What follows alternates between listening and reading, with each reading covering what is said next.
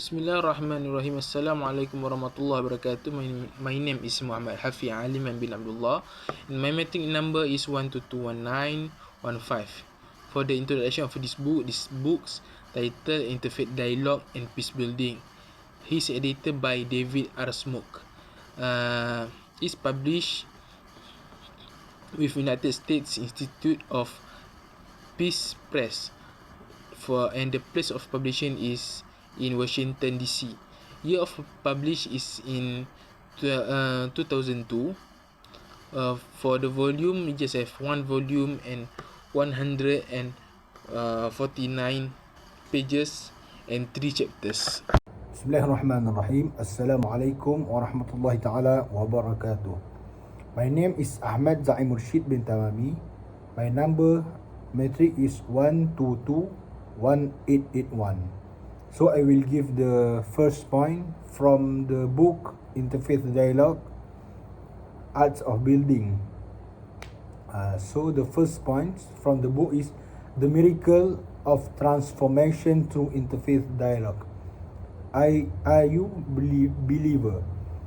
The first, the statesman emphasized the transformative power of dialogue, highlighting its capacity to significantly alter opponent views and perception of conflicts and the enemy.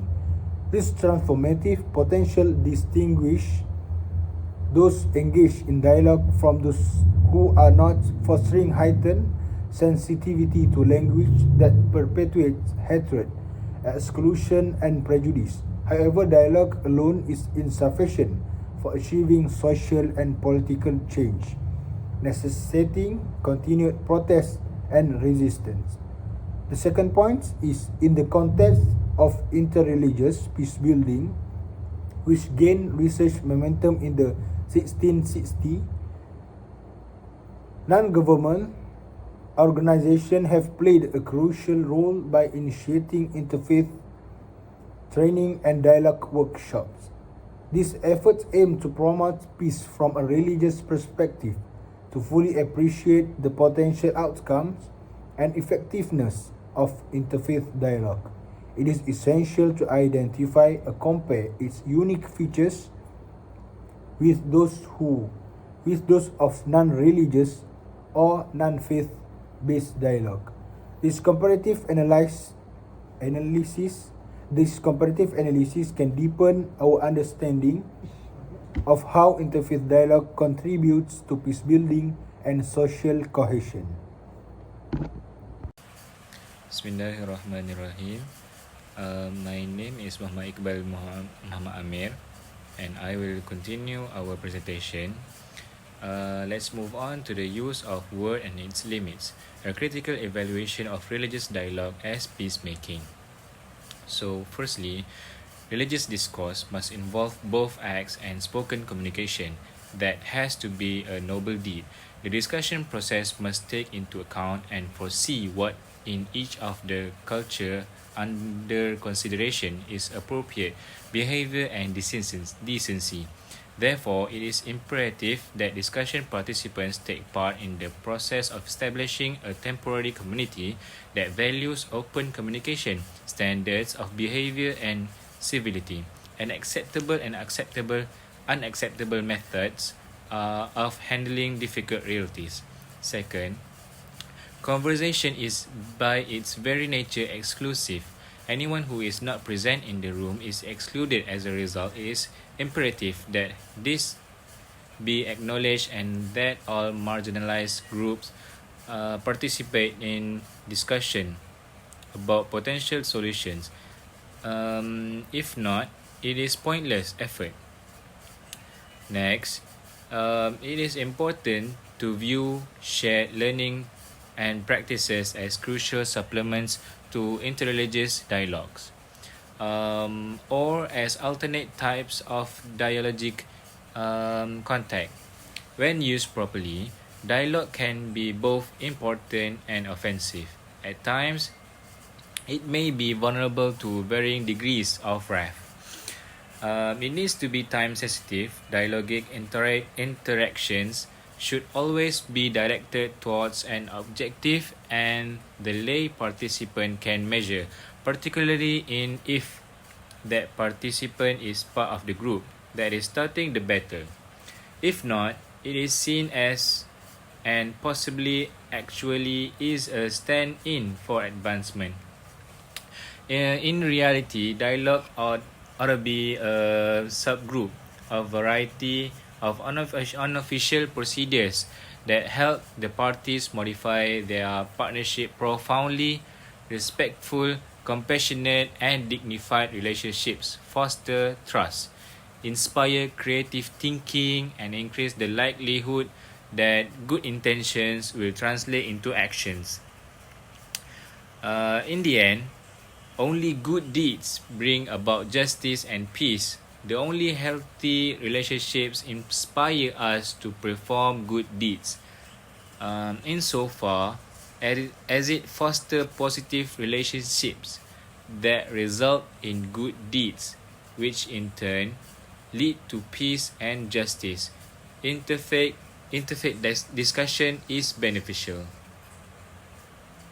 So I will go to the second point, which is building bridge for interfaith dialogue.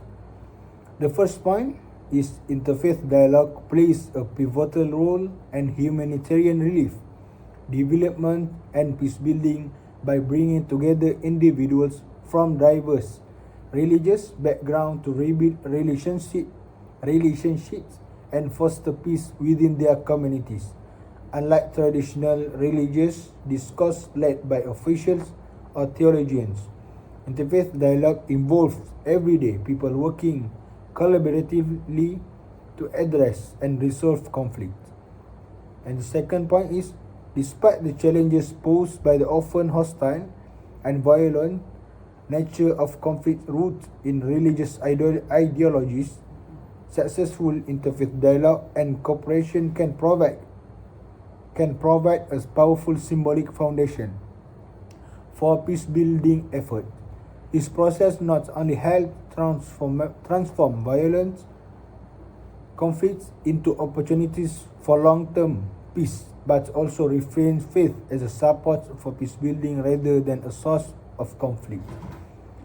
And the third point is, by deeply understanding and sharing religious tradition, meaningful dialogue can be fostered, which is essential for transforming conflicts and achieving lasting peace in societies and communities torn apart by violence and war. That's all from me. Thanks. American Jews, Christians, and Muslims working together for peace in the Middle East. American Jews and Muslims are collaborating on interfaith initiatives to promote peace in the Middle East.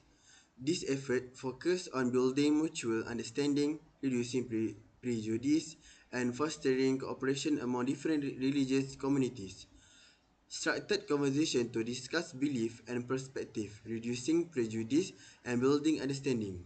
Collaborative efforts addressing common community needs, demonstrating shared values through action, workshop and course educating participants about different religions and importance of peace. Effort to influence government policies and public opinion to support peace and justice in the Middle East. Initiative allowing participants to experience each other's cultural and religious practice, building empathy and understanding.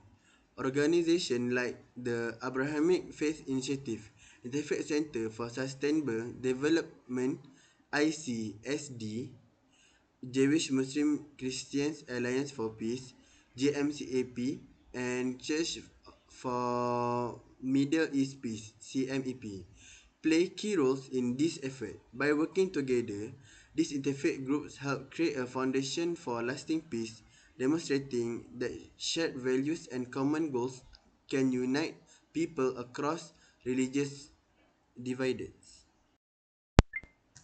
Contribution of interfaith dialogue to peace building in the former Yugoslavia.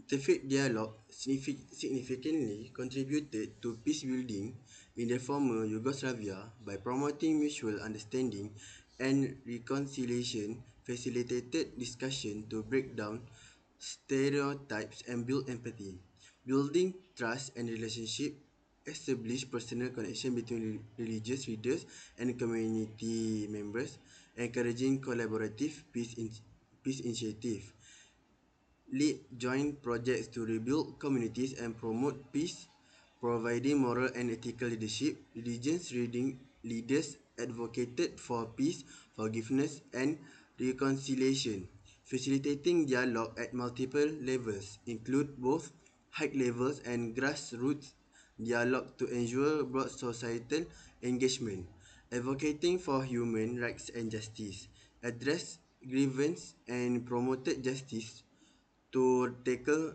root causes of conflict. Their impact is these efforts reduce tension, foster reconciliation, and build a foundation for lasting peace in the region. Interfaith dialogue was crucial for healing and rebuilding trust among diverse communities. Bismillahirrahmanirrahim. Let's move on to the next point, which is mitigation in Northern Ireland, a strategy for living in peace when truth claims clash. So, the passage explores the multifaceted nature of Northern Ireland conflict, emphasizing the significance of religions alongside other factors such as politics and national identity. The author argues against the idea or logic that forces a choice between religious and other causes of conflict, advocating instead of both and reasoning that recognizes the interplay of various factors. The role of religion in Northern Ireland is highlighted. Nothing in deep-rooted presence, influence in society, particularly through socialization, possesses the theological stances. The discussion extends to how non-negotiable beliefs, especially in religious contexts, can complicate conflict resolution. The author suggests that while some beliefs may not be open to negotiation, they can be mitigated to reduce their destructive consequences. The text also provides practical examples of how mitigation might work within religious traditions. Catholic documents like One Bread, One Body and Dominus Licis are discussed in terms of their sectarian implications and the potential for mitigating negative effects while upholding core beliefs. Similarly, the Protestant tradition's anti-Catholicism is addressed, suggesting that social if not religious, separation can foster positive relationships and mitigate sectarianism. Ultimately, the passage underscores the importance of mitigating spirit, particularly within the context of Christianity, where principles like loving one's enemies can significantly reduce conflict. The author concludes that while reconciliation and compromise may be challenging, they are essential for peace, especially in a deeply divided society like Northern Ireland. Thank you. Okay, Assalamualaikum. My name is Muhammad SHAHRULNIZAM bin SAFUANI. My material number is 1221899. So today, I want to discuss the importance of interfaith dialogue, particularly in conflict zones. It's essential to have a neutral third party to facilitate this discussion. The American Council for Freedom (SAF) founded in 1965, serves as such an entity, promoting religious and human rights worldwide. The first point is SCF's approach and composition. The SCF is unique in its inclusive approach, bringing together leaders from various religious backgrounds, as well as from business and lay profession. It advocates for equal rights across all religions, maintaining an ecumenical perspective. The organization includes clergy from Catholic, Protestant, Orthodox, Jewish, and Muslim faiths, ensuring a balanced and neutral stance in conflict situations. Second point is role of SCF in conflict zones. In conflict zones, the SCF plays a crucial role by initiating dialogue among religious leaders. These initial meetings are often held within the country itself to help overcome nationalist barriers. The SCF also works to identify and support advocates of interfaith dialogue within religious hierarchies, fostering a collaborative environment. The third point is involvement of governments. The support of the concerned country's government is vital for the success of interfaith dialogue efforts.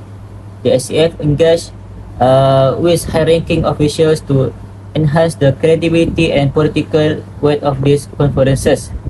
Collaboration with the government of countries like Russia, Serbia, Bosnia, Croatia, and Turkey has been instrumental in achieving successful outcomes.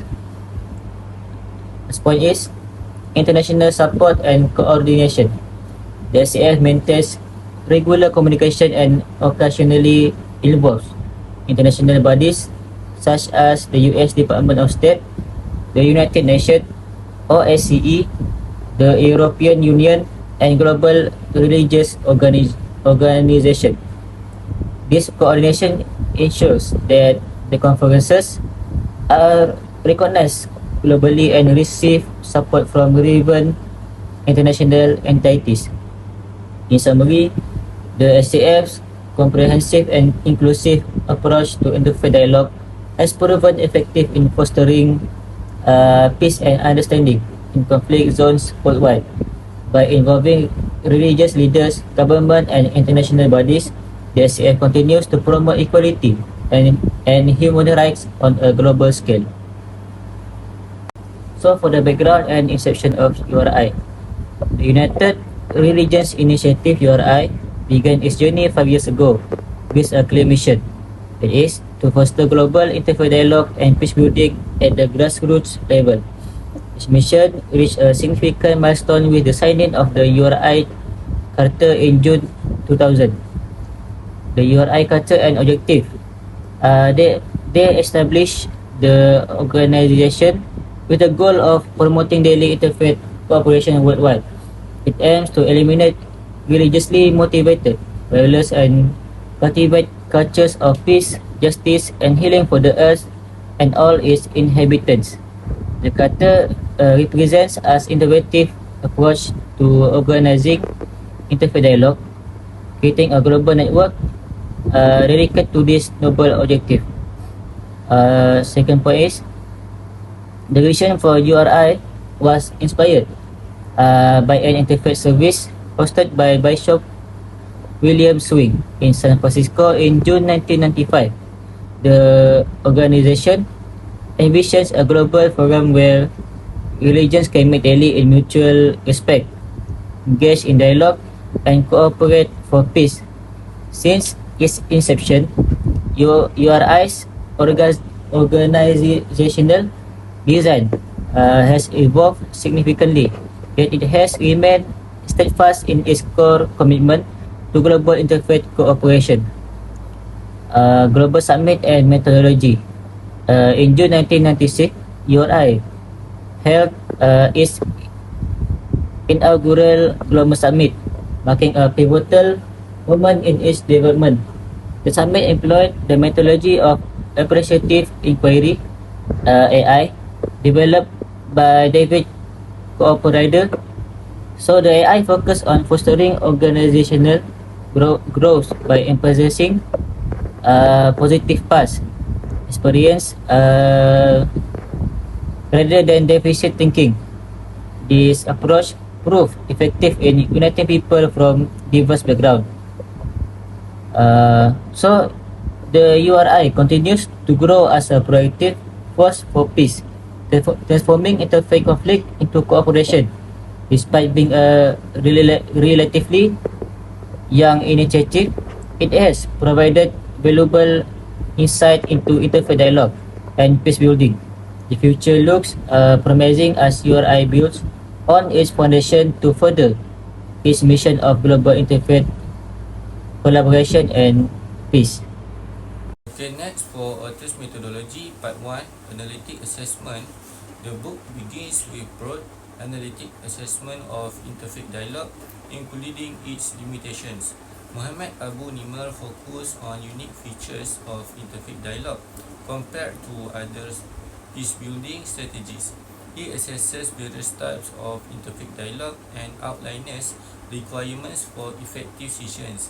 Mat Gopin highlights limitations of dialogue confined to talk and argues for shared study of sacred texts and symbolic acts of apology. Okay, part 2, case studies in conflict zones. Ronald Young discusses dialogue in the Middle East among American Jews, Christians and Muslims. The process forces these groups to confront fears and prejudices about one another. David Steele shares experiences from Bosnia, Serbia, Croatia and Kosovo. Dialogue among religious leaders, both clergy and lay, is valuable for reconciliation, storytelling and mutual admonition of conflict-related sins have a significant impact. Okay, so part 3, experiences of organizations. Arthur Sinaya discusses dialogues organized by the Appeal of Conscience Foundation, which convenes religious leaders for joint declarations and institutionalization. Charles Gibbs shares insights from the United Religions Initiative, emphasizing deep spiritual sharing and joint peacemaking projects. So that's all from me. Thank you. Assalamualaikum warahmatullahi wabarakatuh. My name is AHMAD Aliman bin Abdullah. My metric number is 1221915. For the comment of this book, the book addresses the critical intersection of interfaith dialogue and peace building. It recognizes that religion, often seen as a source of conflict, can also play a pivotal role in fostering understanding, reconciliation, and lasting peace. The book features contributions from Christian, Muslim, and Jewish scholars, each bringing their unique perspectives. This diversity enriches the discourse and underscores the universality of the themes discussed. The volume draws on case studies from various conflict zones worldwide. Notable regions include Middle East, Africa, Southeast Asia, Northern Ireland, and the Balkans. The book acknowledges the challenge faced by interfaith dialogue, such as theological differences and historical grievance.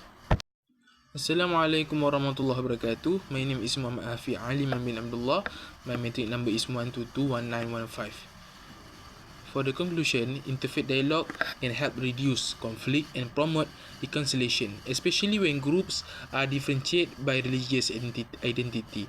It combines with the benefits of secular dialogue with the potential for deeper engagement through spiritual encounters, enhancing commitment to peace and social change. Unique aspects of interfaith dialogue include the use of rituals, religious symbols, and sacred texts, which contribute to a deeper level of authenticity. Effective interfaith dialogue fosters understanding, dispels stereotypes, and building meaningful connections by identifying shared values and mutual respect. Addressing challenges like prejudice and historical conflict require education, inclusivity, and long-term commitment with recommendation.